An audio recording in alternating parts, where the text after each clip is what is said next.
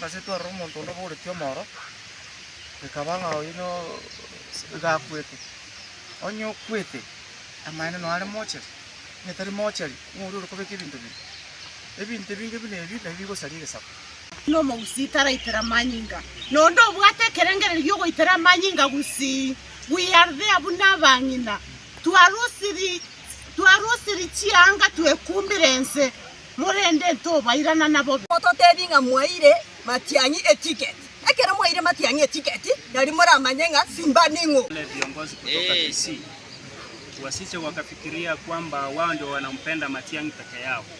Hata sisi wengine wote tunampenda Matiang'i. Kuja kutuchagulia nani atakuwa governor, nani atakuwa senator, nani atakuwa MCA.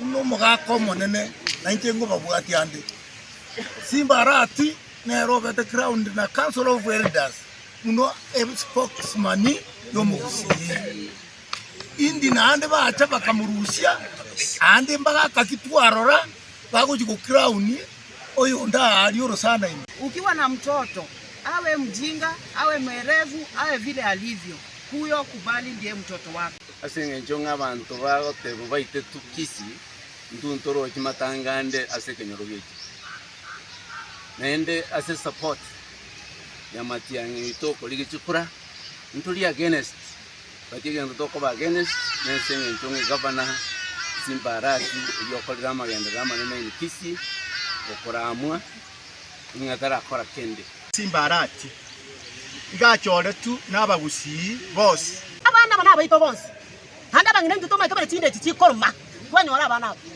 ikige kogera twakanya ntoro kwa Matiang'i chikura ikige kogera mo kobeke kwende yani mo bisobo neno.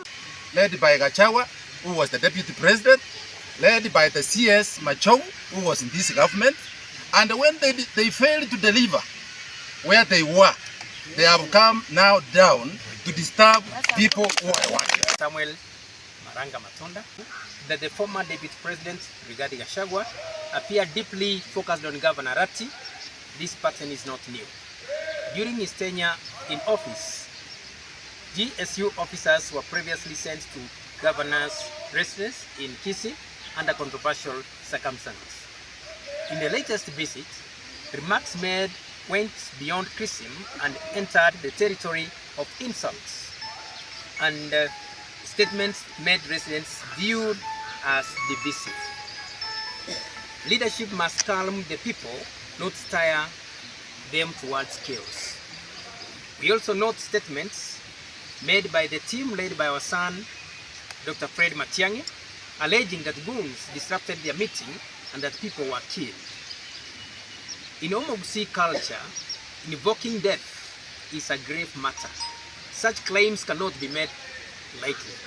To date, there has been no official confirmation of any fatalities. No public police report has been shared. No family has come forward to report a loss. We therefore call upon investigative and security agencies to provide full clarity. Did any deaths occur? If so, how many? Where are the official reports? Have any arrests been made? Kenyans deserve truth and transparency. Statements suggesting loss of life must be supported by evidence. Words from national leaders carry weight, and support must be used responsibly. It is also important to say that Governor Rati has been away from the county for nearly a month. Linking chaos without proof is not only unfair but malicious. Political rivalry should not translate into damaging accusations.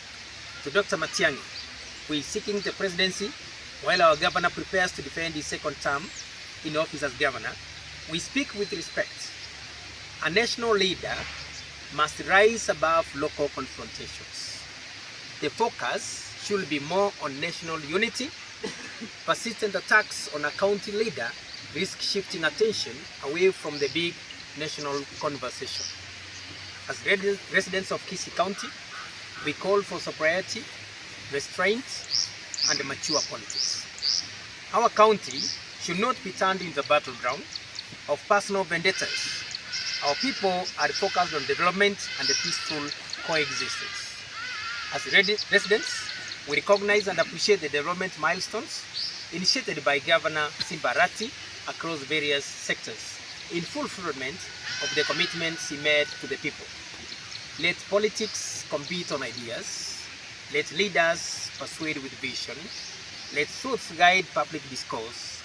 And this Kisii deserves unity, dignity, and progress. Thank you.